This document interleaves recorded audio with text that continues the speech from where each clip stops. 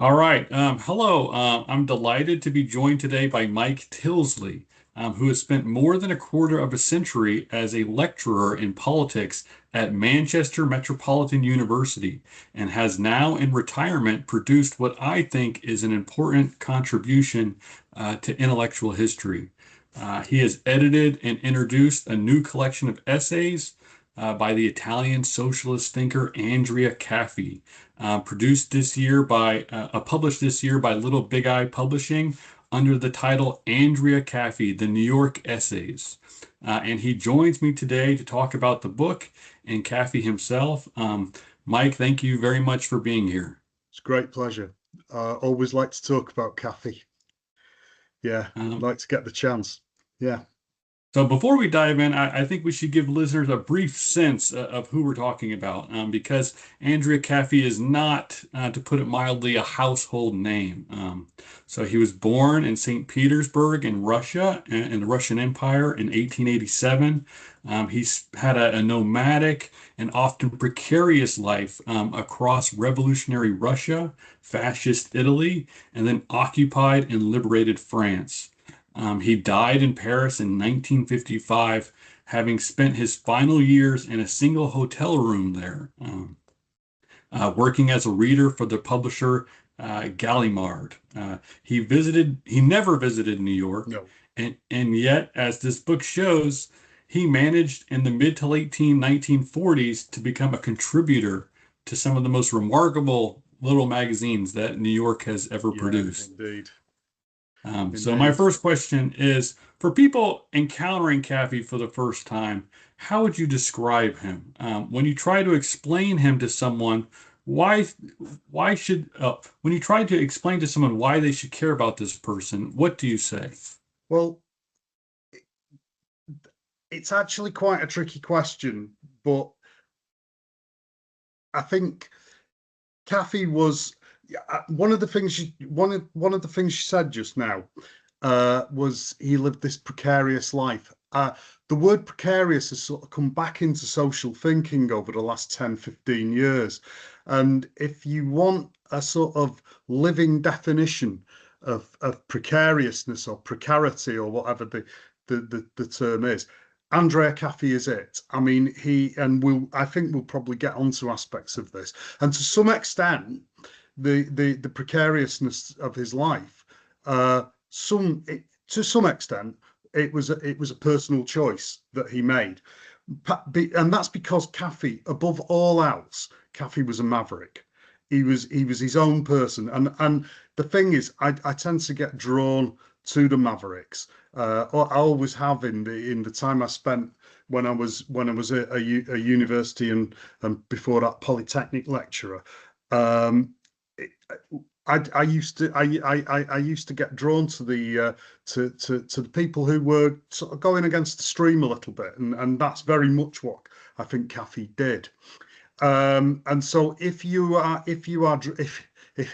drawn to people who go sort of against the tide, you're going to find Caffi an interesting person. He was, I think, in many ways, an example of something that's really died out, which is he was a non-university intellectual.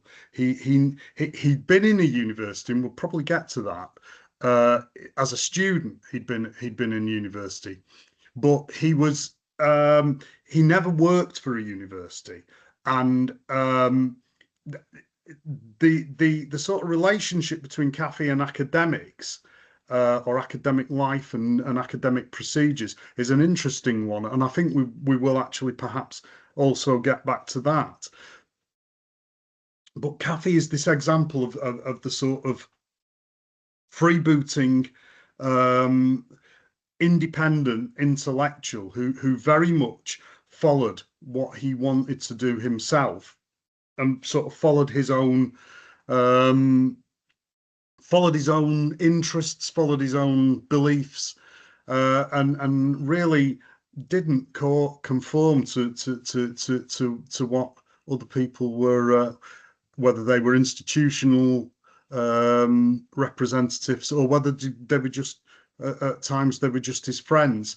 He didn't conform to them.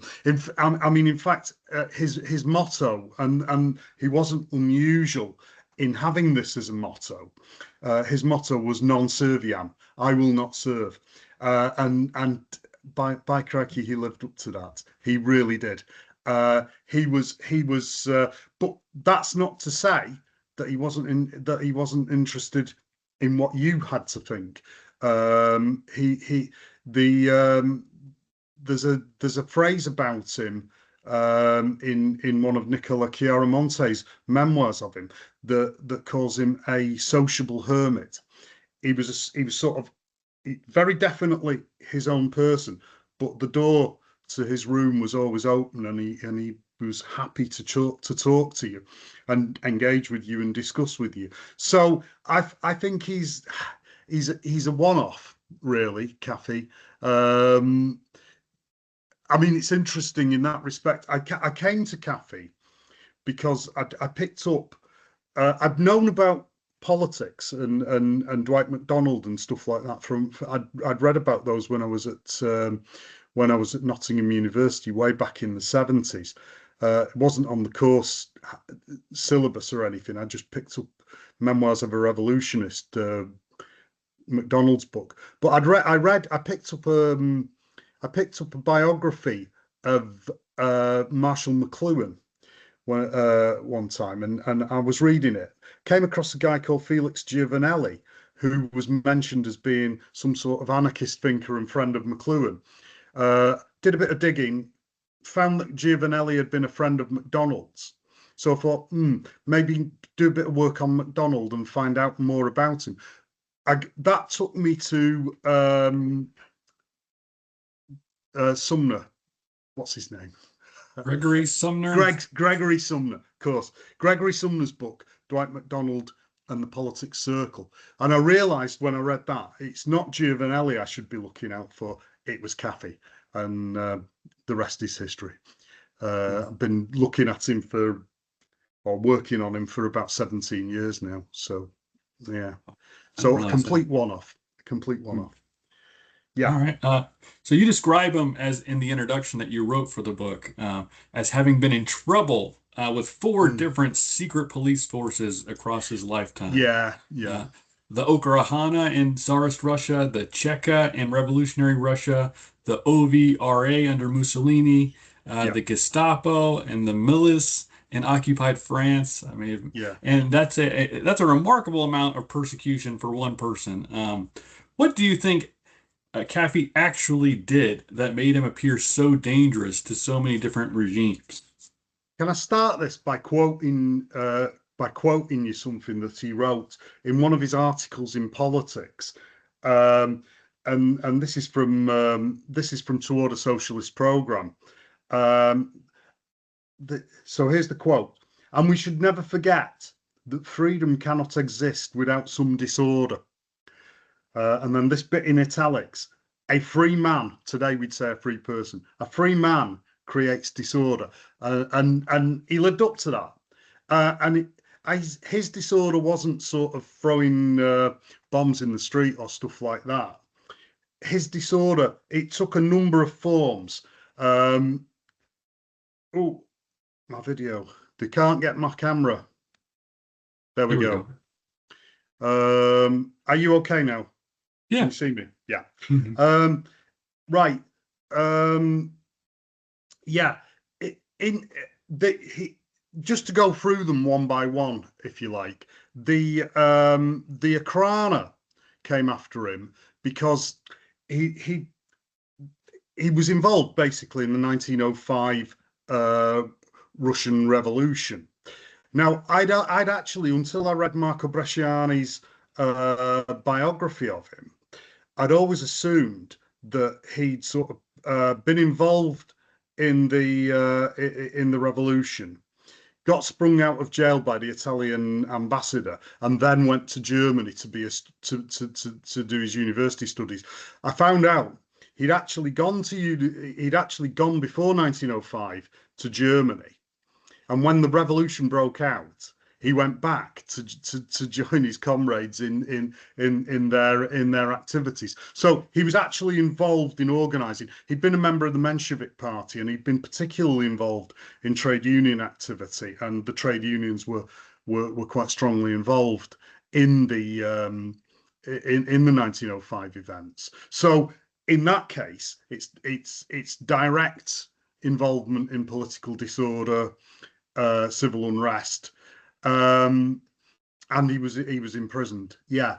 Now the next two, um, in both the Soviet Union and fascist Italy, his involvement was sort of what you could call prank related. He for it's hard to believe in many ways, but he was actually part of the institutional apparatus of the Comintern, the Communist International, in the early Soviet Union. As far as I know, he wasn't a member of a communist party, so quite why, who knows? And what his job there was to produce a digest of news stories for his immediate boss. And as he got progressively more and more disillusioned with what was happening in the Soviet Union, he started doing it in such a way that the stories that were put at the top were the ones that, if you like, called into question the line of the party the most. So this is why it was called a prank. He was sort of producing something that led you away from the point of view. So the Cheka were called, and he ended up in the Lubyanka, and the Italian socialist leader Angelica Balbanova, who I think was technically secretary of the Comintern at the time. She got him out, and they got him back to Italy. Now, in Italy, Chiaramonte explained that he because of the time that he'd spent in Russia immediately after World War One, he didn't really know what had happened in terms of the advent of fascism and what have you, and he didn't understand in what ways fascism was different from the sort of your sort of usual right wing um, government. He soon learned, and he had a job. I think he had a job in the Foreign Office or the Foreign Ministry of the fascist government, and he pulled exactly the same prank. His job was to provide a bulletin of what was happening in the news, and he did it in such a way to he did it in such a way to call into question the policy of the regime. And in that case, he got out before he knew the Ovra were after him, and they were after him for general anti-fascist activities as well. But he got out, and he went to Paris, which France was his home thereafter. The milice and the Gestapo. It's an interesting one. This he certainly had. He wasn't a member of a resistance group. He wasn't in the Maquis or anything. He definitely had connections with resistance groups. One of the sort of presuppositions when I did my earlier book, Liberate and Federate, was that he probably had connections with another interesting thinker who had a lot of ideas in common with him, called Silvio Trentin, who ran a group called Liberate and Federate in Toulouse. That appears not to have been the case, and there seems to have been some mistrust between the two of them for reasons we may come back to. And his connections actually seem to be with the group that Camus was involved in, even though he didn't know Camus at that stage, and that's the Combat group. And for some reason, he got taken in by the Gestapo, who were working hand in hand with the milice, which was like the Vichy government's equivalent. And he was tortured. On that occasion, he was tortured. He got sprung in very difficult to understand circumstances. A a young collaborator appears to have gone forward and sort of said and sort of given testimony that he was a sort of an upright citizen or whatever, and he got let out. His connections with the resistance movements weren't sort of immediate. He was definitely a resistant, and he was involved in underground activity. He was involved in the Southwest France section of the Italian Socialist Party, and we'll, again, I think we might come back to that. But they got him out. But I actually think that what that tells you, the sort of the springing of him from the Gestapo and milice, tells you a little bit about something that I think you may want to ask me about a little bit later. So we'll leave it at that. So he was a troublemaker. His troublemaker. I mean, I actually suspect that the pranks probably got him in more trouble than the actual direct involvement with the with civil unrest. I think the pranks probably annoyed people, and I think he was from autobiographies that talk about him in France. I think he was quite a difficult guy to get on with at times if you weren't on his wavelength. But again, we'll leave it at that. All right. Um, So you also mentioned in the introduction that Caffi chose, in some Mm, sense, his condition of poverty. That his friend Nicola Chiaramonte yeah, wrote of his desire not to fit in society, yeah, which he profoundly disliked. You also note that a recent scholar has written about Caffi's self-definition as a étranger, a étranger. stranger, Yeah, or an outsider. How yeah, central is that identity to understanding his thinking? Is there something about being a figure on the margins of society that shaped what he had to say? yeah. I think this is actually quite important. The ways in which he was an étranger, stranger or outsider, just so that people are clear about it. Number one, after I think it was about 1925 when he left, might have been 27. When he moved to Paris from Italy, he worked as a tutor for for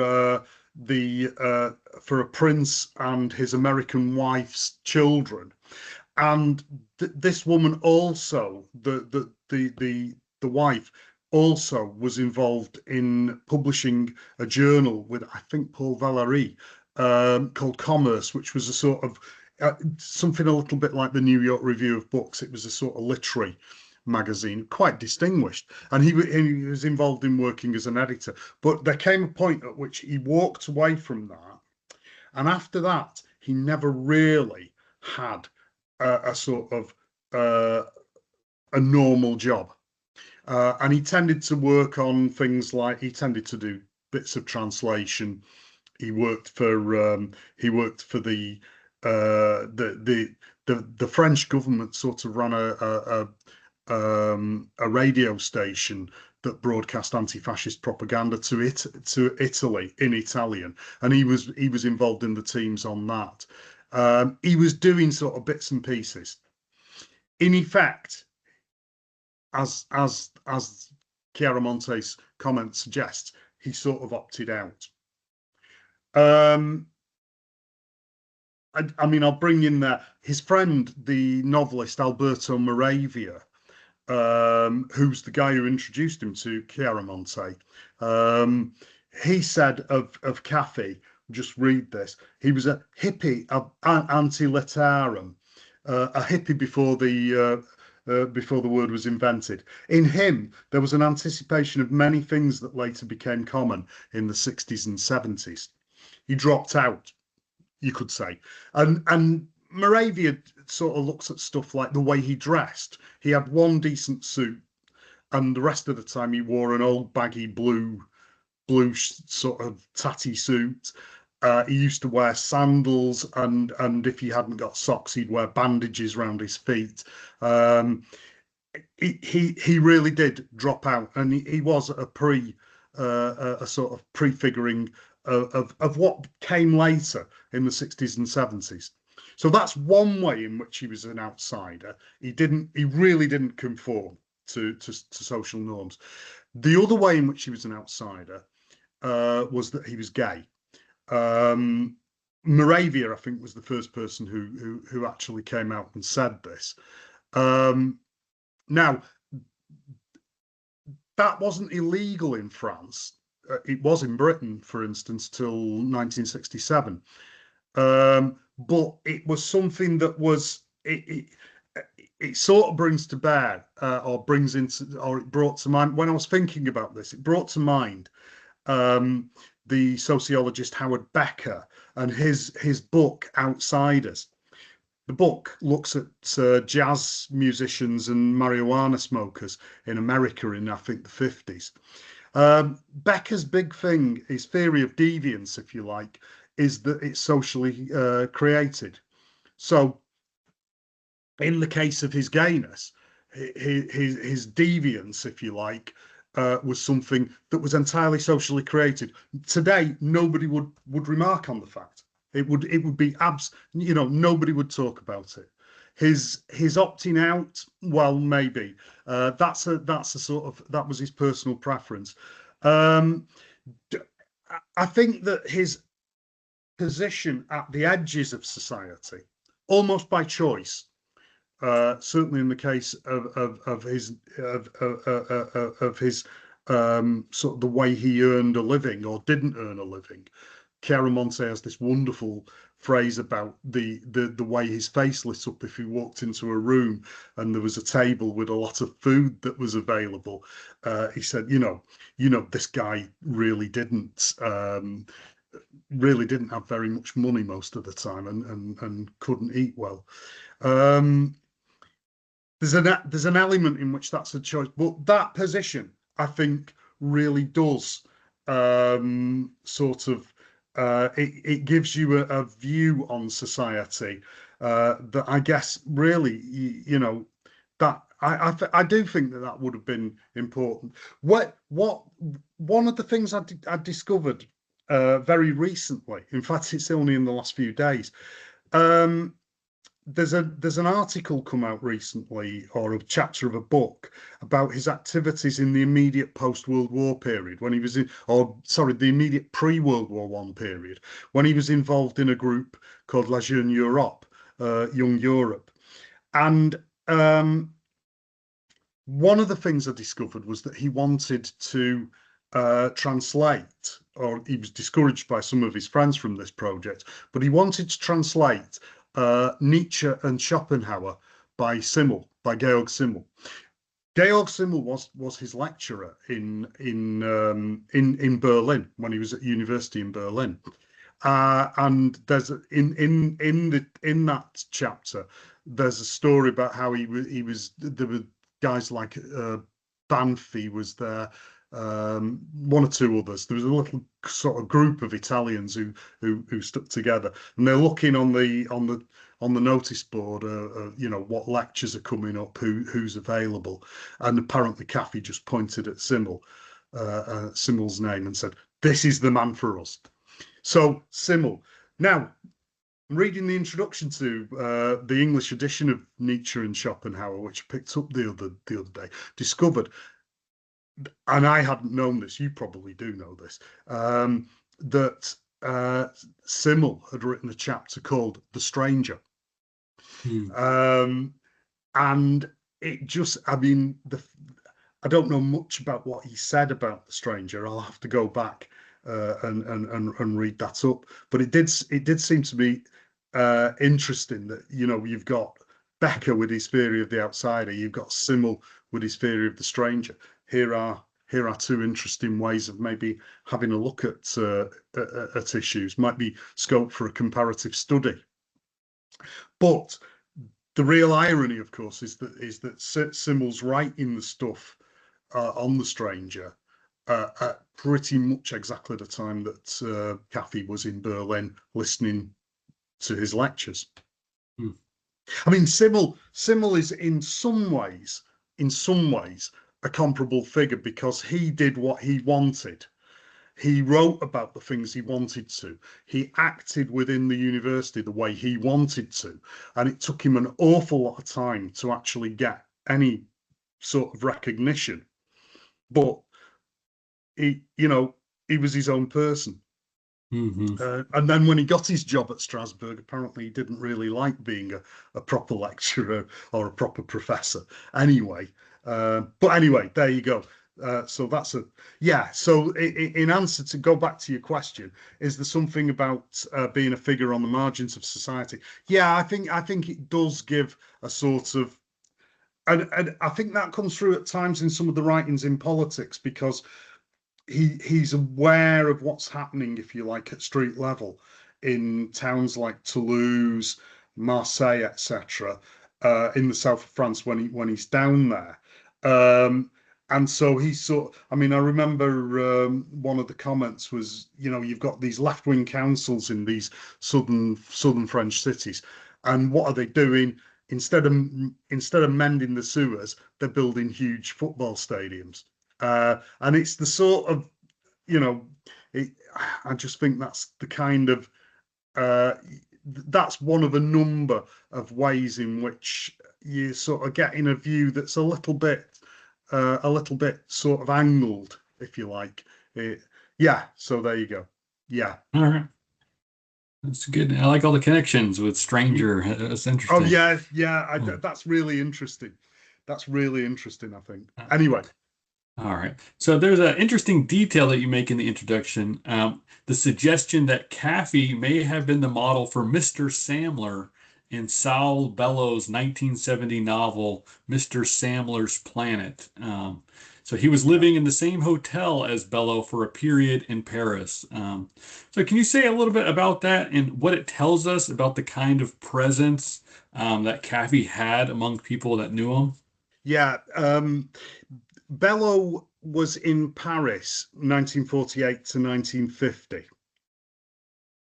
and he was on a Guggenheim Fellowship, and he lived in the Hotel de l'Académie in the Rue Saint-Père, which is the hotel that that Caffi lived in. I have to say, I went to an academic thing a couple of years ago in Paris, and as I was getting some expenses, I thought, well, we'll treat ourselves, and so we stayed in the Hotel de l'Académie, which is, I mean, it's a bizarrely eccentric hotel these days, and it seems to mainly function by catering for wealthy American tourists, of which there's a lot in Paris.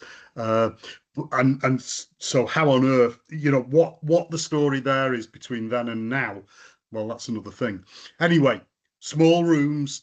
And Bellow's room was, if I remember rightly, he was the room directly below Caffi, and there were a group of people, and there are to this day there are rooms downstairs that you can gather in for to eat and talk.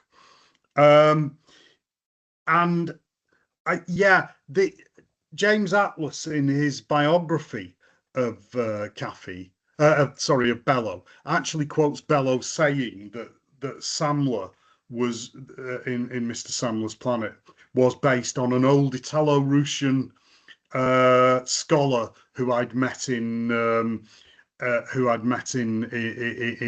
Paris, and he says he talks a little bit about Caffi in an essay he wrote called "I've Got a Plan," that's in a collection of non-fiction pieces, which from memory is called something like "There Is Too Much to Think About" or something like that. And yeah, I think Caffi made an impact on um, Bellow. One of the things was that other people were criticizing Bellow because he kept talking about the States, and apparently Caffi cut in at one point and said, "Well, of course he's talking about the States. That's where he comes from." Um, and so he probably sort of made quite a good impression on Bellow for that reason. But I mean, one thing you need to bear in mind is that straight after Atlas says uh, Bellow possibly based Samler on Caffi, he also goes on to say he might have based him on Marek Edelman, who was a leader of the Warsaw Uprising. And he might have based him on Edward Shills, who was if memory serves, he was a sort of right-wing American sociologist. Um, I remember having his book, The Torment of Secrecy, quoted at me when I was doing political theory for some reason. Can't remember the connection. So Atlas is saying there's Atlas is actually giving you a number of people that Samler's based on. And I think that we need to be sort of quite clear that Atlas could be right in saying that all three of them contributed something to the picture of Samler. Uh, Bellow wrote a number. Bellow obviously wrote a lot of books, and some of them, and the particular example that I've looked at in the past is Humboldt's Gift.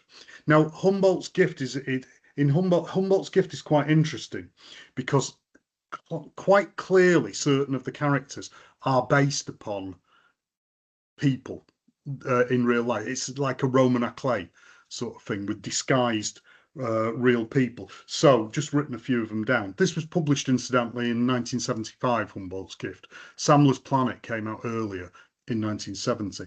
But if you look at Humboldt's Gift, von Humboldt Fleischer is based on Delmore Schwartz, the poet. Charlie Citrine is based on Bellow himself. And here's where it gets interesting. Orlando Huggins, the executor of von Humboldt Fleischer's will, is based very clearly on Dwight Macdonald, and is a very and it's like Bellow sticking the knife. They had a big argument in '65, Bellow and Macdonald. But having said that, Bellow had been around the politics people because in the final edition of Politics, his book, trying to remember which one it was, one of his books anyway, was in the final edition of it. Oh, here we are. The Victim. That's it. His book, The Victim, was actually, but Politics used to advertise material for sale to its readers, and it was stuff like Kropotkin and Alexander Berkman, Emma Goldman, and Saul Bellows, The Victim, one time. So there were connections there, but I think that you have to understand that in the Mr. Samler's Planet is the character Mr. Samler, it's a different kind of approach to the one in Humboldt's Gift. Orlando Huggins is straightforwardly Saul Bellow writing Dwight Macdonald. Mr. Samler, I don't think is like that. So yeah, there was that connection. They'd known each other for those 2 years in Paris. They'd lived in the same hotel, small rooms. They probably met each other in the cafeteria and the general room. The other thing to say as well is I think you've got to be pretty sure that one of the languages that Caffi knew was English. I've seen his carnets and I've seen writing from, I've seen him copying out chunks from the Times Literary Supplement. So, and I think you have to assume he would be able to communicate in English with people. And the other thing, I mean, Dwight Macdonald wrote to Caffi in English. I've seen one of the letters from him. And the other thing is that Lionel Abel, who we'll come on to, Lionel Abel said that Caffi, at a time when the book hadn't been published in English, in French or Italian, Caffi made a sort of in one of these sessions where he's holding forth to his friends, probably in the cafeteria in the hotel. um, gave a very, very detailed critique of Finnegan's Wake by James Joyce at a time when, as I say, wasn't available in French. So I think we need to understand. I guess that Bellow would have probably found that Caffi was one of the few people who was going to be able to speak to him in English while he was over there, apart from other Americans. Yeah. All right. So interesting connection now. Mm-hmm. Um, so moving on to the book, like the core of the book, the central theme of this book is that Caffi published in New York journals and Mm, magazines, but he never visited New York. And he was living in a position of considerable poverty in yeah, Toulouse and later Paris. So the essays in the book come from three journals: yeah, Politics, you've kind of talked about a little bit, Possibilities, and Instead. yeah, Plus, in Dwight Macdonald's book, The Root is Man, there at the, I think it's the appendix, is yeah. That included, this thing. yes, Yeah, is included an essay by Caffi. So each journal is quite different. Possibilities was really an avant-garde art journal. yes, yeah, Instead was a surrealist, adjacent, single sheet folded into something that a designer apparently intended to be like a yeah, labyrinth. yeah, Um, so can you walk us through the chain of connections that made it possible for yeah, Caffi, who's writing about socialism, violence, and the crisis of European civilization, to end up publishing in these yeah, venues yeah, alongside artists and surrealists across the Atlantic? yeah. It's an interesting story. Um, your starting point is the fall of Paris to the Germans in 1940. And to sort of explain this in graphic terms, if you like, as the German army are coming into Paris past what is now Charles de Gaulle Airport in the north, Caffi, Chiaramonte, and a few others are driving down south past Orly Airport in the south. It's literally that it's that kind of thing. As the Germans come in the north, they get out quickly as they could to go south, and they ended up in Toulouse. I think they went somewhere else first, but they ended up in Toulouse. Um, in Toulouse, they stayed there for a short time, and I should say there's a wonderful piece by Chiaramonte.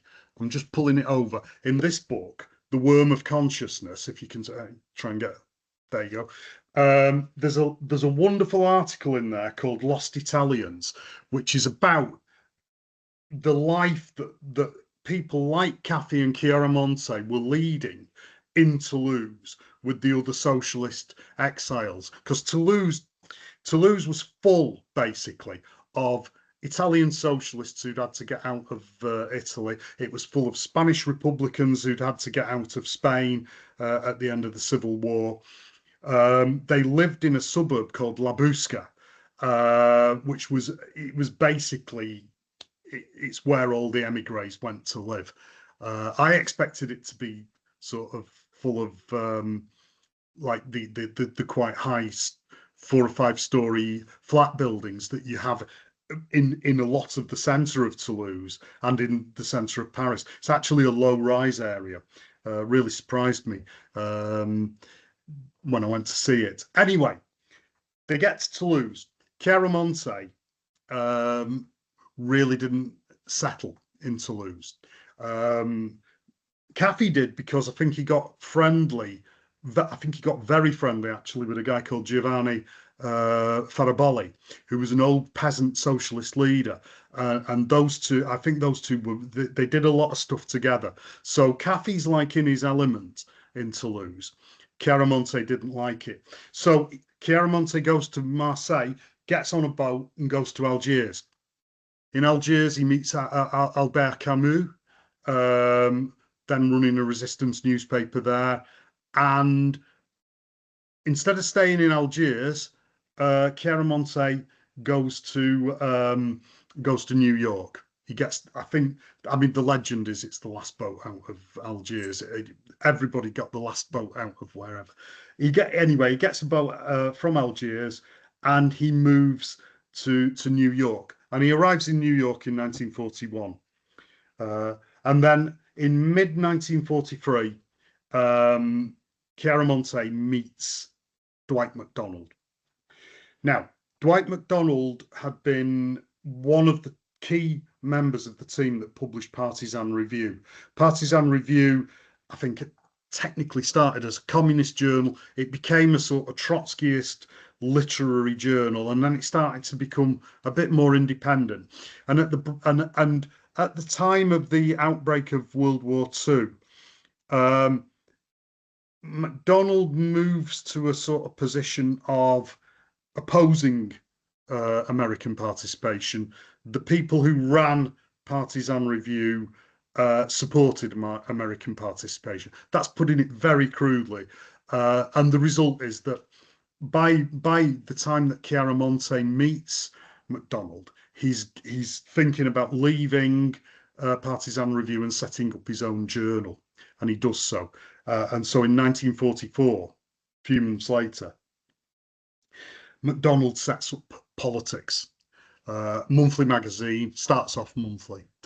Now, Chiaramonte was immensely influential on Macdonald at this time. One of the other people involved in Partisan Review at the time of the split, it's either William Barrett or Philip Rav, I can't remember which, said, it's often quoted phrase about Macdonald leaving Partisan Review.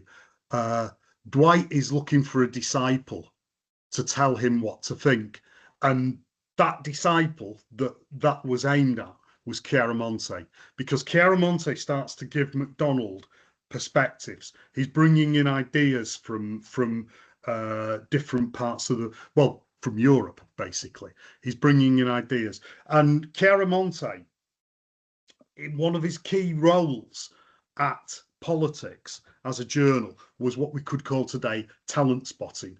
And the two key figures that he introduces in to Macdonald are Simone Weil and Andrea Caffi. Simone Weil, unfortunately, by the time Macdonald starts to read her, she's dead. She died in England. But immensely influential on Politics, the journal, and Chiaramonte has introduced her. I think he also introduced Niccolo Tucci, who wrote a column called Common Sense in Politics, and then went on to write for the New Yorker, like Dwight Macdonald. Anyway, so Chiaramonte starts getting Macdonald to read these letters he's getting from Andrea Caffi. Macdonald read them and was very, very impressed by the material that Caffi was writing, and so Caffi starts to get published in Politics in 1945. I think it's quite late in 1945 actually that he first gets published there. But anyway. And the initial articles are basically letters that Caffi has sent to Macdonald and more usually to Chiaramonte, that are sort of they cut and paste out of the letters, except of course they were handwritten and you didn't cut and paste in those days. But they cut and paste out of these letters and they make them into articles. So the first article is the automatization of European people, and that's basically two letters that Caffi has sent slammed together, and that's how Caffi gets into Politics. That's his first. But of course, what you have to remember as well is that Caffi doesn't get published in Politics as Andrea Caffi. He gets published as European. They used for I don't really know why, but they published him under this pseudonym. But anyway, in the Politics Circle now, Gregory Sumner's written the book about the Politics Circle, and there were a number of people sort of around Macdonald helping him with the journal.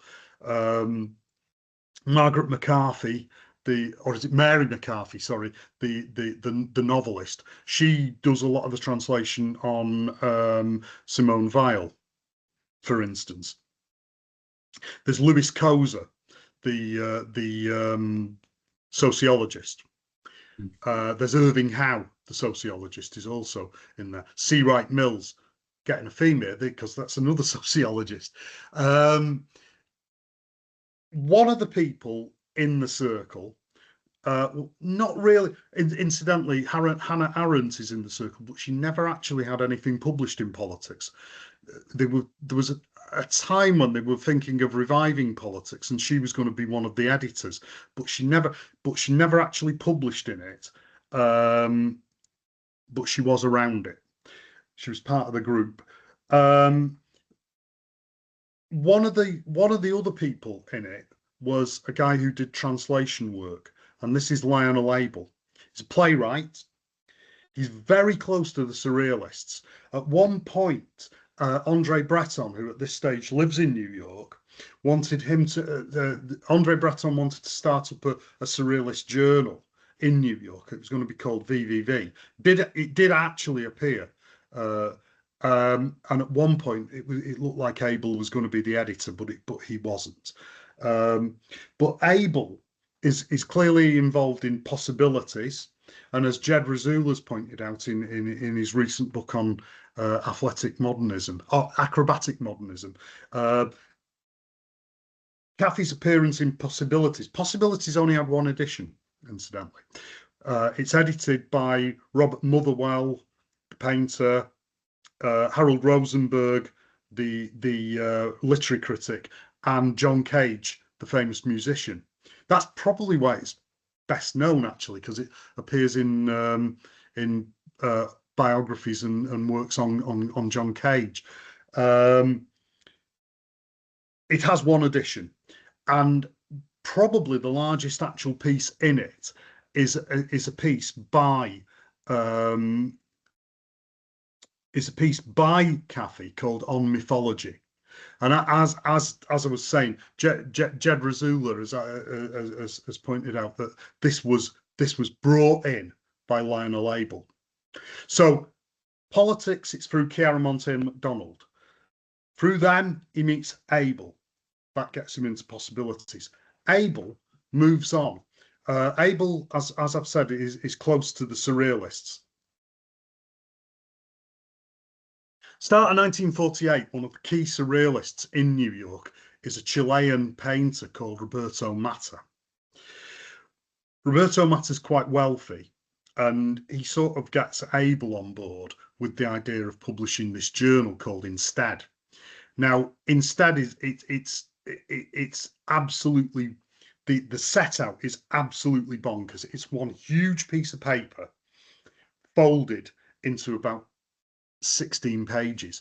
It's enormously difficult to work your way around. It's enormously difficult to photocopy as well because of the size, and just that caused us some problems. But anyway,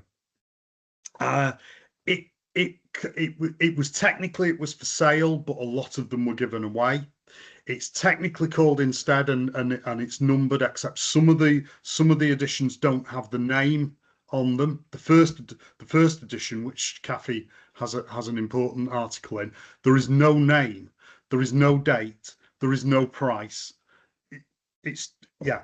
And so nobody, to this day, I don't think there is a definitive statement, if you like, that there were 7 copies of Instead. We think there were, because we think there were 2 unnumbered copies, and then there were the rest were numbered and dated. Matter wanted, when Abel said to Matter, this, people can't follow this. Matter's response was, well, tough. If they can't follow the article around the journal, they're not intelligent enough to read it. And anyway, Caffi actually has 4 articles in this.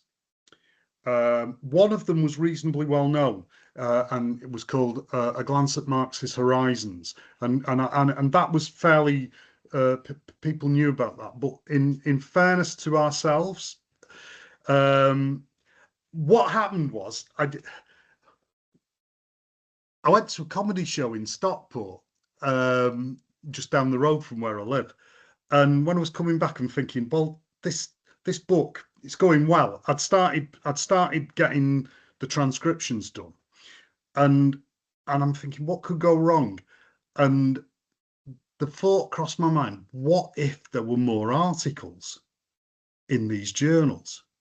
So I start doing a bit of Googling, and I come up with a book by Professor Eden, uh, about the abstract expressionism, the artist run journals, and Instead is one of them. And she's got a chapter in there about it. And so I get this book at great cost. I think it cost me about £40 or something crazy like that. And look through, and it's like this is what we need, because she has a listings of all the articles that are in it. And so I go straight away, I go to the back, and I look at this listing. Andrea Caffi, Andrea, yeah, glance at Marxist horizons, but there's three others that I've never heard of and that I've never seen referred to. Anyway, we found them. That's a long story in itself. But the thing is, it's clear that Abel gets Caffi in there. And I think Caffi is probably the most published author in Instead. Um, Abel, at this time, Abel was in, well, just afterwards, Abel was in Paris and spent quite a lot of time with Caffi, but he was obviously in contact with Caffi. And so you've got these articles, you've got A Glance at Marxist Horizons, you've got The Myth and Machine, and you've got The Myth and Politics, and you've got In Today's Newspaper. So three of the articles that are in the book that were published in Instead, these are new. And it's very, I'll say, I mean, certainly from Europe, it's incredibly difficult to get hold of these articles. But we managed it. But anyway, so that's how he's getting into into these sort of circles. I'll just say about Instead. Instead's quite important, or it's like a hinge. The first edition, which has the article by Caffi in it, A Glance at Marx's Horizons, also has an article by Andre Breton on Arshile Gorky, the painter. Now, and what incidentally won by Antonin Artaud. But the Arshile Gorky article by Andre Breton, it's almost sort of like a premonition, because Matter during 1948 was kicked out of the surrealist movement by Andre Breton, because Breton thought that his activities had resulted in had been a factor in the suicide of Arshile Gorky. So it's like the Instead is published in the year that Matter actually ends up getting kicked out of the surrealist movement. Not unusual. Breton was like that. But yeah, there you go. All right. Very Okay. interesting. Okay, so within the essays themselves, the most substantial essay in the collection is Violence and Sociability, published in Politics in 1947. Caffi opens up with a very direct thesis that any movement aiming to assure men bread, freedom, and peace must give up armed insurrection, civil war, international war, and revolutionary dictatorship, even against Hitler or Stalin. That's a very hard position to hold in 1947. What is the argument he makes for it, and how seriously do you think it should be taken? Right. I want to say a few things about this, because it's what it does is thinking about this starts to get us to think clearly about gaps in our knowledge of Caffi. There is, if you like, there is an Anglophone view of Caffi that you find in books like my book on Liberate and Federate, Gregory Sumner's wonderful book on the politics circle. There's an Italian predominantly Italian literature about Caffi, which considers him largely sort of in the period before the war, before World War II. I think we have to actually be quite careful in thinking exactly what Caffi is saying at this time. I don't think he's necessarily taking here a position that is outright pacifist. And you see, this is where we need to think about what he was saying during in Europe. There was a debate in the Italian Socialist Party in the early years of the Second World War about what their approach should be to the war, and I think this particularly occurred after the Nazi invasion of the Soviet Union. At which point the communists come into resistance. And so there's a whole series of questions for the Italian socialists of like, what's our approach to the war? What's our approach to the communists and to other parties? And they debate this. And there's an episode called in the literature, the Tesi di Tolosa, the Theses of Toulouse. There are three theses. The first one is put by the two big leaders of the Italian Socialist Party, Pietro Nenni and Giuseppe Saragat. They subsequently split and they led different parties in the post-war period. But their argument was for a big popular front against fascism, full-scale involvement in the war, etc., etc. The second thesis was put forward by a friend of Caffi's, actually, Emanuele Modigliani, the brother of Amedeo Modigliani, the painter. And his argument was straightforward. This imperialist war. We go back to the principles that we supported in World War I, the Zimmerwald principles, and it's nothing to do with us.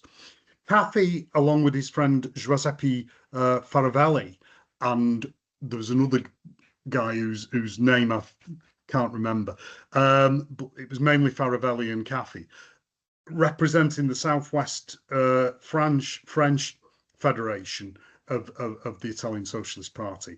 They put the third thesis forward, and their idea was sort of, yes, the war is going on, and yes, Hitler's got to be got out of the way, but we've got to retain our autonomy.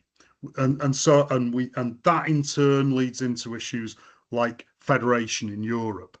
And the problem I have is that I've not been able to get to a really clear definition of what precisely was said in these three theses. All of the accounts that I've come across, it's like the assumption seems to be that you will know what the debate was about, and so it's talked about in very generalistic terms. But it's worth noting that when Caffi wrote an article on Is Revolutionary War a Contradiction in Terms? Yes, towards the end, he says, and I'll quote you: if socialism has to mean a true emancipation of man, we have to start by rejecting as a major absurdity any notion of a war waged by socialists or of a state managed in the name of socialism. Fine, that sort of links with quite clearly with what he says in Violence and Sociability. But he also he looks at what Macdonald had said in his opposition to the Partisan Review people, and he says, he quotes Macdonald: "The proper policy would have been to insist on taking the fight against Hitler into the hands of the workers." And Caffi's comment: "It would seem as if at this point the hands of the workers helped us to slip from reality to phraseology." And he then goes on to say, if you wanted to fight Hitler, if you wanted to get rid of Hitler, he said the struggle against Hitler in the form it took in 1940 required a complex strategy of tanks, airplanes, submarines, general staffs, etc., etc. So I think we need to do. I think us Anglophone Caffi connoisseurs, if you like, we need to dig a bit more deeply into what it was he was saying in Toulouse in that debate in the Socialist Party, how that links to the stuff he was saying in things like violence and sociability, and the other material the in politics. Um, Force, clearly, Caffi is saying force is not going to result in socialism, but that's not necessarily. So, in other words, you have to find another way if you're going to achieve those kind of aims. But that's not necessarily a sort of an outright ethical pacifist position, if you like, that all force is unacceptable. The second point of your that you say there, that it's a very hard position to hold in 1947. I would say to you, actually, events in Europe in the wake of the end of the Second World War tend to show it to be actually quite a practical position.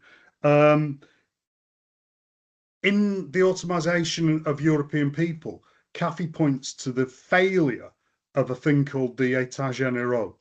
This was an attempt by the resistance to set up a sort of meeting of all the resistance movements to define what they wanted from the new republic in France, and it just completely failed. And the old order reasserted itself. I'll just read you what he said about that. It seems clear that after the lamentable comedy of the État généraux of July the 14th, and the majestic reappearance in the limelight of Messieurs Heriot, Daladier, Reynaud and co., the chances of a resistance still embodying something of the true spirit of the resistance of the French people to Hitlerism and Pétainism are very slim indeed. And that's a viewpoint that was backed up in consideration years later by James Wilkinson in his book on the intellectual resistance in Europe. He looked at exactly the same event and said exactly the same thing. So, like 1947, you've got loads of people in arms in countries like Italy and France,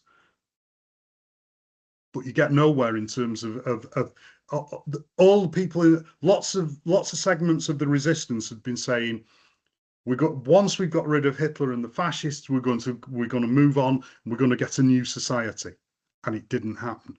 There's a lot of reasons why it didn't happen, but if you were going for a violent revolution, the period when you've got lots of your party, lots of your supporters with guns in their hands, and nobody really else around to tell them what to do, that might have been the time to do it. And so I would suggest to you that rather than it being a hard position to take, it's a position that seems to me to be very strongly based in the reality of what was actually happening at the time in countries like France and Italy. So Yeah. yeah, violence and sociability. How seriously should it be taken? Well, yeah, I think we should take it seriously because he's actually reflecting on the reality of what happened during and after the First World War and during and after the Second World War, and he's giving you what his sort of conclusion from those periods and the use of force in society, the use of violence, war, etc. He's saying, look, there are things that can happen as a result of that, but a move to a socialist society, as I conceive it, isn't going to be one of them. Mhm. Yeah. This is the next question is you've already been touching all over it. So Yeah, I think you're right. Yeah, yeah. yeah, I'll go ahead and ask it. Caffey's yeah, critique of violence is not simply pacifist in the familiar sense. It's not grounded in a religious outlook or belief that violence is always wrong in some absolute sense. It's more of a strategic or historical argument. It's kind of a yeah, pragmatic argument that organized violence to be effective requires hierarchical structures and the subordination of individual will, and that those structures corrupt the revolutionary ends they're supposed to serve. Is that a fair summary? And what follows from it for how Caffi thinks actual change happens? yeah. Um, the thing I'd say about violence and sociability, reading it out loud into my computer to get the transcript produced was a really interesting experience, because what I'd never really understood was that it hangs together incredibly tightly as a structured, consistent argument. Um, and I think it's a phenomenally good essay. Um, and it's no wonder to me that it's been translated a number of times. I've found an Italian translation because it was originally written in French. So you've got French to English, you've got an Italian translation, and you've recently, fairly recently, had a German translation. I think you're right. It's not simply pacifist. It's often struck me that what Caffi is doing in this essay is actually almost looking at the sociology of violence. Uh, it's an essay in social thinking, and it's like you say, organized violence requires certain things that won't actually result in that won't actually result in the kind of society that he's after. Um, yeah, and I think that what you have to understand is that for him, and we're going to come on to this, um, I think change occurs in a much more organic way than or actually people from across the political spectrum seem to think. I mean, I'd like to go back there to, for instance, the question of his gayness. Um, in 1945, and the immediate period after it, I think homosexuality was legal in France. It was illegal in Britain. I mean, we had the famous example of Alan Turing, who was an incredibly important figure in the British war effort, and then became an important figure in the development of computing. He was arrested in and persecuted in 1952, subject to chemical experimentation, and killed himself by 1954.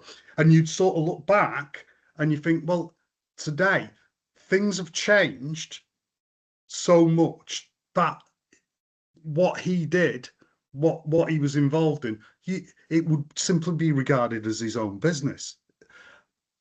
Whereas at that stage, it was something that was seen as a social issue that the police had the right to be involved in and what have you. Now, yes, in 1967 we did have legalization of male homosexuality, as it was put, in Britain. But what I would suggest to you is that you've had a long period of change at, at, at the at the through all sort of layers of society that have resulted in a completely different attitude. And it's not simply that there was a high level commission in Britain, and you started off with a fairly mealy mouthed legalization and then so whatever. I think that the way that things have changed has been a very complex process, and I think I remember somebody saying, I can't remember who it was, but somebody saying about Caffi that for Caffi, revolutions, political revolutions, were actually only sort of post-dated acknowledgements of social revolutions that had already happened. Mm. And so I think violence and sociability is starting to point you to things like sociability, um, and what he calls society. They're two slightly different things. Um, so yeah, it's yeah, it's so I think Caffey's outlook on change is much less legalistic.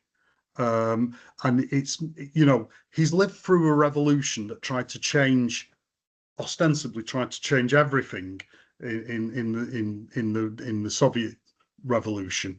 He lived through that revolution in Russia that was going to change everything by legislation and by, you know, proclamations and the party laying down the line and what have you.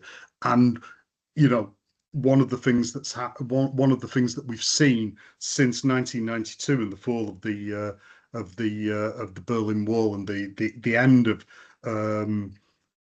the so-called communism in Eastern Europe. One of the things we've seen there is the extent to which things didn't change in that period, from 1945 to 1992.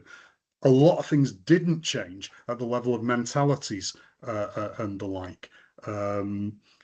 Rather than you put a decree in, and that changes things. Well, Kathy's perspective, I think, was always rather different to that. Mhm. So yeah, that's yeah, All right. The concept of sociability, yeah, which you've been hinting at, is central to Caffey's thought. He seems to mean by it something very specific, yeah, not just social life in general, but mm, the spontaneous, non-coercive relationships between people that are the actual substance of what makes life human. How yeah. does that concept connect to his critique of what he calls mass politics? Yeah, I think you're getting really with that question. I think you're getting really to the sort of to the nub of what Kathy's about. And I thought about you sent me the questions and I thought, how am I going to answer that? And the only way I can answer it, if I can just read you, it'll take a couple of minutes. But this is Sure. from the article "Mass Politics and the Pax Americana," where he actually comes head on against those. So I'll read you a bit of Caffi, and you can start to see what he poses against mass politics. Um, I mean, it's interesting. A little bit earlier, he says, and this is a quote that Colin Ward used in his book Anarchy in Action. As long as today's problems are stated in terms of mass politics and mass organisation, it is clear that only states and mass parties can deal with them. And for Cathy, that's wrong. So um, this is the quite long bit that I need to read you. If the preceding considerations are at all relevant, we must conclude that the first thing to do in order to get to the point where politics of the people will be more than a phrase is to begin from the beginning. That is, with the rescue of individuals from the mass that mechanizes and dehumanizes them. I'm breaking there. This Caffey is using the word mass in a fairly technical sense that he gets from the French sociologist George Gervich in an article that was published in English as Mass Community Communion. It's based on stuff that it's based on his essay The Sociology, and I suspect that Caffey read it first in the 30s. But he has a fairly specific meaning of word mass in terms of the way that humans relate to each other. So it's not just being used as mass means stuff that I don't like. It's mass is a relationship between between people that forms a particular kind, to use the term to use the term Gervich does, a particular kind of we. Um, right. So the mass that mechanizes and dehumanizes them. We must find again the direct language, the genuine feelings, the clear notions, the limpid images through which we can establish a true communication with the people. In order to define the politics of the people, we should, for example, refuse to stop at the surface of the desire for peace, which in the general and vague form exploited, for example, by Wallace. That's Henry Wallace, a post-war American Democrat third party politician. In the form exploited by Wallace is a typical mass phenomenon. We should probe deeply into the cluster of feelings, hopes, altruistic or egocentric dispositions which colour and make more or less consistent the pacifism of a particular group or individual. Rather than solidarity, we should promote friendship among the individuals who struggle to emerge from the mass. Those friendships should then be strengthened through some constructive enterprise carried out in common. The aim remains the rebirth of true popular communities. It talks a little bit about that. We must wake again in the individual the courage to frankly assert his need for happiness and to no longer resign himself to substitutes, conformism, and ideological imbecility. In Europe, we haven't got empty space to escape to from the suffocation of mass regimes. The only escape open to us is a bold and uncompromising recourse to reason and to a sociability so refined, so vigilant, and so tolerant as to give the individual, together with a sense of common purpose and solidarity, a feeling of full personal independence. Ending. Only through the reawakening and cultivation of such qualities can we slowly build a civilization of the people, in opposition to the civilization, in quote marks, of the masses, where everything tends to be measured in terms of sheer utilitarianism. Stability is again and again sought on the lowest possible level, and a coarse pragmatism is supposed to be the measure of all truth and all justice. Sorry to read so much there, but I think he puts it very clearly there.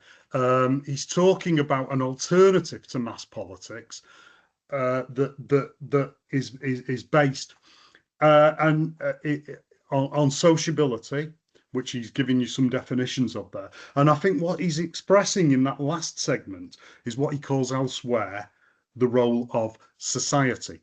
Now, he has a very special meaning for this term society. And I mean, that would be, we'd be here for another hour and a half if we talked about it. So what I'm going to say is Alberto Castelli, who very generously contributed an afterword to the book, he's done an article called State, Violence and Revolution in the Political Thought of Andrea Caffi in a recent 2025 #2 edition of Anarchist Developments in Cultural Studies. It's online. You can go out there. You can find it's sort of open source. The connection between what Caffi is defining in that last paragraph or so is the creation of what he calls society. In some of the other essays, like Violence and Sociability, he sort of looks at society as being the groups of freethinkers that grew up in the 18th century, the groups of freethinkers, the Masonic lodges, things like that. And so he has a particular meaning for society, and that comes out of, I think, his thinking about sociability, which is important. I think it's very important. And so he's got in Caffi's writings, and you can see this in the book with this article, Mass Politics and the Pax Americana. And in fairness again to us, that was published in Dwight Macdonald's The Root is Man way back in the early 50s. I don't think it's ever been made available again until we've done it in this book. And I think it's an immensely important book article, because what he's doing there is he's trying to say we're in a society where this relationship that Gurvich calls mass is central. And so mass politics is on the table, as it were. He's trying to define you an option, which he calls popular politics, the politics of the people. In turn, you have to go through sociability, you have to go to society, and you have to see what he has to say. I think that this sort of argument about small groups building from that, it's repeated in just about all of these politics arguments articles. Towards the end, you get him saying pretty much the same thing in slightly different ways about what you need to do or what needs to be done, as it were, in the future. So that's sociability, and yeah, I mean, I think you're right. It's spontaneous, non-coercive relationships between people. This is, and that links back to the way he sees change coming. Hmm. Yeah, So we're really starting to get at his kind of social thought, how he yeah, views society and so forth. exactly, So exactly. in the essay on mythology published in Possibilities, it sits somewhat apart from the more explicitly political essays. Caffi here is interested in mythology, not as an illusion or false consciousness, but as something that he sees as essential to life. Yeah, And he sees it as connected to community and spontaneous social creativity. Somewhat of an unusual position for a socialist. Where do you think this comes from? very, very interesting question. Very interesting. Fairly recently, the essay has been highlighted by Jed Razula, as I mentioned in his book Acrobatic Modernism, in a way that I think rather critically notes the point that you made about the essential role of myth. I mean, I think you're right. Caffi does see myth at all levels of society and thought.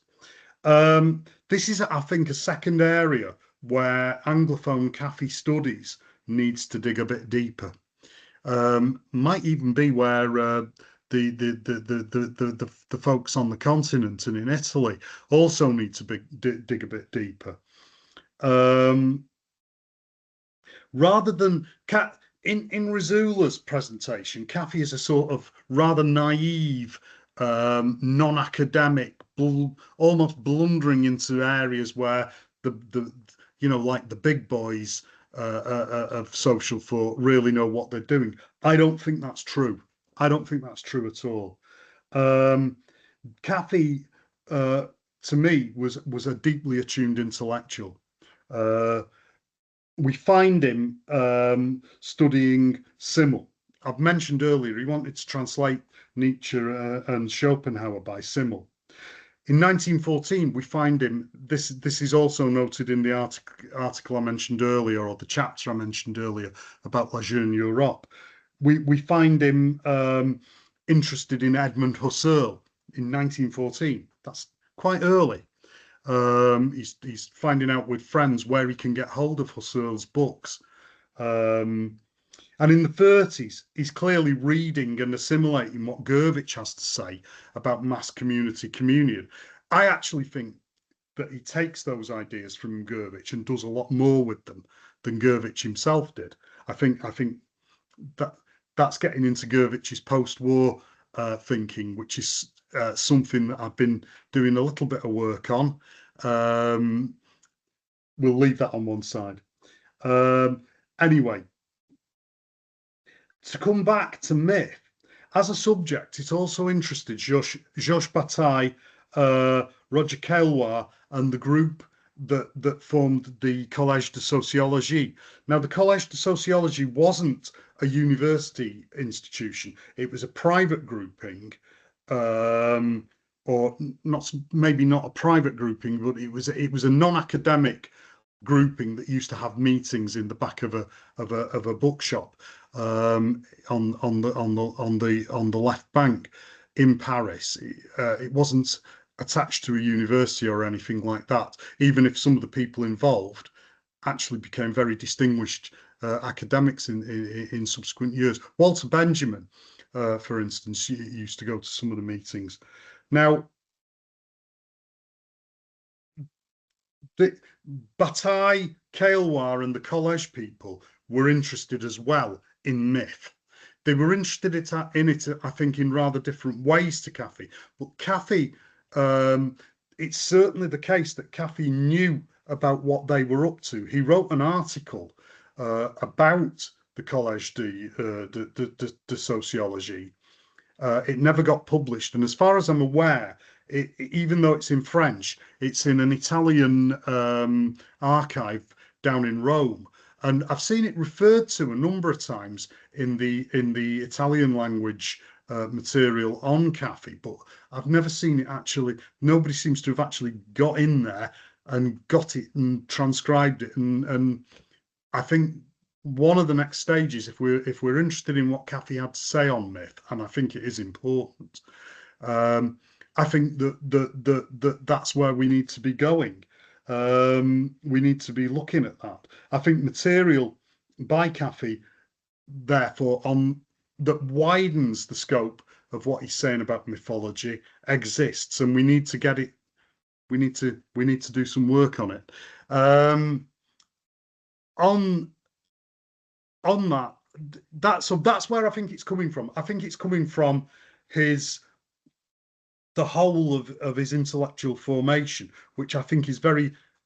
What I want to stress is I think that Caffi was a substantial intellectual. There's a story. Lionel Abel tells a story of taking Caffi to one of Jean Val's colloquiums, philosophical colloquiums, to see the philosopher of science, Alexander Kojève. And afterwards, Abel introduced him to Kojève, who he knew. And the two of them started talking and they had a conversation. And Abel says, you could tell Kojève got so much from this conversation with Caffi that his final question was inevitable. What are you working on? What are you going to be producing next?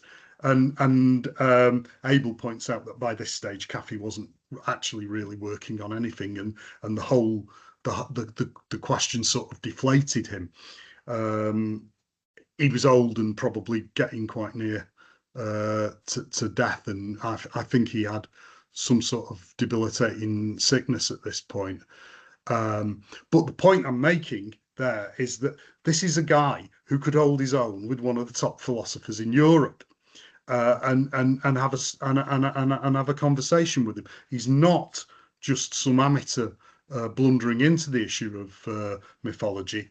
And this is and as well as the people from the Collège de Sociologie, we need to be aware in the post-war period, the surrealists and Breton in particular, I think, were interested in the whole idea of social myth. So this is something, A, it comes from his intellectual formation, and B, it links him in to a lot of other aspects of social thinking that was going on at the time. And the next question, we've kind of already talked about it. Yeah. I'll go ahead and ask it. Dwight Macdonald is the pivotal American figure in this story. He's the man who Yes. published Caffi in Politics and later in his book, The Root is Man. Macdonald described an essay by Caffi as one of the things that he was proudest to have published. Politics, with a lowercase p, itself was Yeah. a remarkable journal. Its Yeah. contributors that we've already discussed, Simone Weil, Albert Camus, Victor Sergei, Georges Bataille, Jean-Paul Sartre, Simone de Beauvoir, George Orwell, and Hannah Arendt, to name only a few. Yeah. Given that extraordinary roster, what do you think Macdonald found in Caffi that he couldn't find in other remarkable contributors around him? And how did Caffi fit in the animating vision of what politics was trying to do? Right. Let's start with what politics was trying to do. It, to a certain extent, it's a platform for Macdonald and his ideas. I mean, he did publish his own views at some considerable length, and it's notable that they actually did a survey of their readers, and one of the things they asked was, what are the things you don't like about politics, the journal, and quite a proportion of the readers said too much Macdonald. So yeah, but I think that one of to do MacDonald credit, I think one of the things he always wanted to do was to run politics as a sort of forum for ideas. And so, for instance, you've got George Orwell in there. George Orwell and MacDonald, although they never actually met, they used to exchange letters, and they regarded themselves as friends. I was reading a very interesting article about this last week. Um, but their politics were actually, in certain ways, they were sort of quite um, different. Orwell was a sort of a leftist member of the Labour Party, and very much in favour of the prosecution of the war. Uh, MacDonald was at that stage against that. But even though they had different views, there, there was that clash. MacDonald got on with and published Orwell. Um, Caffi was one of the, and if you think of it as a forum, Caffi was one of the key voices in that forum, quite clearly. And Gregory Sumner, in his book, makes that very clear. He talks about the three key voices in politics as being MacDonald, Nicola Chiaramonte, and Andrea Caffi. Not sure I'd quite go along with that. Staunton Lynn, for instance, and Gregory Sumner sort of gives you chapter and verse on this. Staunton Lynn suggested that Simone Weil was the patron saint, but of the journal. But as I've already suggested, she was, or noted, she was dead by the time it started publishing her. Paul Goodman as well was important, although MacDonald always had some issues with Paul Goodman's writings, although I think he found Goodman's ideas quite important. What Caffi, I think, was a little bit like Orwell. Caffi was an experienced voice from Europe. One of the things that I think MacDonald got from Caffi was like, this is the voice. This is a voice that's coming to me from Europe. He's a guy. He's really lived through it. He's been through the First World War. And Caffi was a soldier in the First World War. Um, he's been through it. He's been through the Second World War. He's lived under occupation. This is like a voice of experience that, whatever you say about the American experience in World War II, it's different in quality to the experience that somebody like Caffi's had in a town or city occupied by the Nazis, with the Gestapo and the milice running wild in there and picking you up and what have you. And so I think you've I think why MacDonald respects Caffi is he's got this voice that is the voice of experience. It's a politics that is similar to his own. Not, I would argue, perhaps not quite the same. I think it's closer than Orwell's was, but very similar, but not too far off. And so I just think that's part of it. And I think that MacDonald liked good writing, and I think that, as Abel said, when the earlier collection of Caffi essays came out in 1970, A Critique of Violence, I think there was a problem there with that, because, as Abel pointed out, the the the the translations didn't quite bring it to life. We've in the book that we're talking about, we're using the translations by people who were translating directly from the French. The English book was translated from the Italian, and the Italian was based on, I mean, the Italian could even have been based on taking, I think it was primarily based on French. And so you get in this sort of drift that you inevitably get in translation. I'm hoping that people will find the translations by Chiaramonte, MacDonald, and Abel, who translated a lot of the stuff. I think they'll find that just a little bit more direct. And I think so. And as Abel says of Caffi, he was a writer of elegance and nuance. I hope that that comes out, and I think that that's what MacDonald got, as well as some of the other points I've made. Um, you've written a previous book, Yeah, Liberate and Federate, about three different figures. yeah, Andrea Caffi's one of them, George Gerbish, and the other yeah. one, Trenton, I forgot his name. Silvio Trentine. Yeah, Yeah, Trentin, which covers some of the same territory. How does this new collection relate to that earlier work? Is it a companion volume or does it stand entirely on its own? I, hmm, I, I'd want to say I think that it stands on its own, um, so that people will feel that they can go and buy it without having to try and track down the other one. Um, and I think it does stand on its own in large measure. But if you are interested in Caffi, his life and his connections, in Liberate and Federate, I got as much out of the continental literature, and I got as much out of some original research I did for it. Um, and so you'll get a good idea of his life and connections and that sort of thing. All Uh, right. some of the ground that I cover in the introduction to the new book, um, is it's basically there is some degree of summarization. All that said,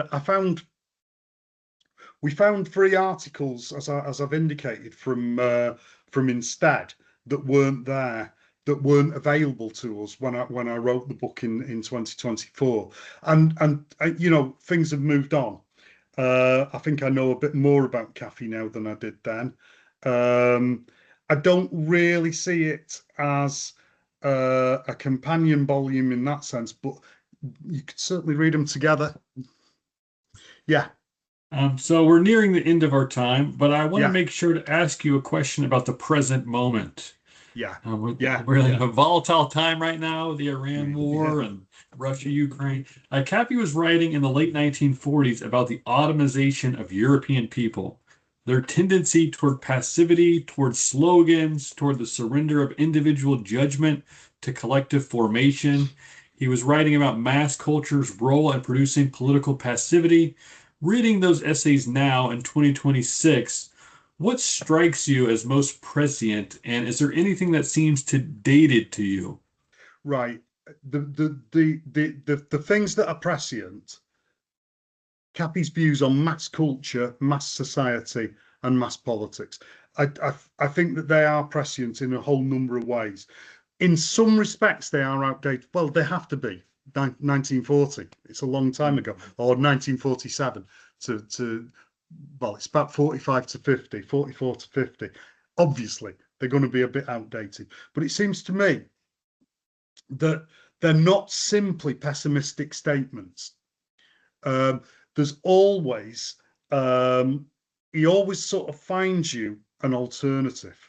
He's always looking for how we can get out of these situations. Um, yeah, he's always yeah. To generalize, it's those popular communities that I mentioned in when I read the material earlier. It's small face-to-face groupings. A number of, as I said, a number of his politics articles end with that point put in different ways. So he's pointing you to a hard road away from mass society, from mass politics, but in an era of what he calls anti-culture. His essay on mass culture is fascinating because he talks about different types of culture and suggests that we were coming into a period of what he calls anti-culture. Well, um, I don't know, maybe AI Mm. and what's coming through there is the sort of culmination of what Caffi calls anti-culture. Don't know. Um, but anyway, um, in these essays, all of them, in all of them, he gives you some hope. And I think that that hope is based on his own experience in small groupings of socialists, in small groupings. I mean, he was as as I hinted at earlier, he was a Freemason. He was a continental Freemason, and I think the French type of Freemasonry and the Russian type of Freemasonry that he was involved in is rather different to the sort of certainly to the British type of Freemasonry, which is incredibly establishment. I mean, it's like it's it's it's it's it's just the sort of the bourgeoisie going out for a drink once a month, and it's been tied up with the police. It's been tied up with small business, criminals, blah blah blah. In France, the Grand Orient has been a very different kind of organization, and so when Caffi talks about masonry, he's talking about something very different from the experience of the kind of Anglo masonry. And I remember I recall him saying to Chiaramonte when Chiaramonte had said something in one of his letters about the socialists and Freemasons. Caffi says to him, "Listen, during the war, here in Toulouse, when things were really hard, it was my Freemasonic and my socialist friends who kept me alive with the way that they interacted with me, and that we had a community." So yeah, I think the thing I like about Caffi when he writes about mass culture, mass society, mass politics is he's never just giving you this sort of pessimistic view. He's always suggesting there might be ways we could do things differently. Um, it's certainly not an easy answer that he offers, and I think he'd be the first to accept that. Yeah. Mhm. All right. And then, and finally, for someone listening to this who is encountering Caffi for the first time, where would you suggest they start? Is there a single essay in this collection that you'd recommend as the best way in? I think, yeah, as I hinted, I actually found the reading through of violence and sociability to get the transcription for the book. I found it a really I found it a fascinating experience because the actual process of speaking something out loud can be really quite useful, and Mhm. I started to get an understanding of just how the arguments were holding together. um, I'd previously seen it as a sort of collection of interesting, convincing, and useful points that were to some extent, you know, here's point A, here's point B, here's point C. But when I sat down and read it through and read it out loud, you started to see this is a it's like a whole. Um, it, it, I mean, one of the essays in instead, the illustration they picked for it was Duchamp's picture of a chocolate grinder. It's like a little machine, and I started to think of violence and sociability in that it holds together like that little machine, and Mhm. it works together, and so I would suggest to somebody, sit down and take your time with violence and sociability. Think about what he's saying in there. Uh, and it didn't surprise me, after I did that, I really started to realize why the Italian magazine Volonta in the 1950s did an Italian translation, and why the German magazine Graswurzen Revolution, I think it was in 2014, they did a translation as well as an article about Caffi. Um, it's quite. I think it's quite something actually, that essay. Uh, One of the things that I found really interesting about it, and actually you hinted at this earlier, is it's an argument against violence that's not sort of starting from the point of view that's of simply saying, well, violence is bad. You know, instead, it's actually looking at why violence can't achieve the sort of social change that people like Caffi have been aiming at. It just can't do it. And so in a sense, it's like, rather than the simple moral point of view of violence is bad, which you can, that you then get help, you can then get into arguments. Well, okay, violence might be bad, but how do we deal with things like the Nazis? And but you get into intractable questions. What you get in Violence and Sociability, I think, is an argument about why violence, whatever else, might be necessary at times in certain situations, whatever, but violence is always going to be dysfunctional in certain ways.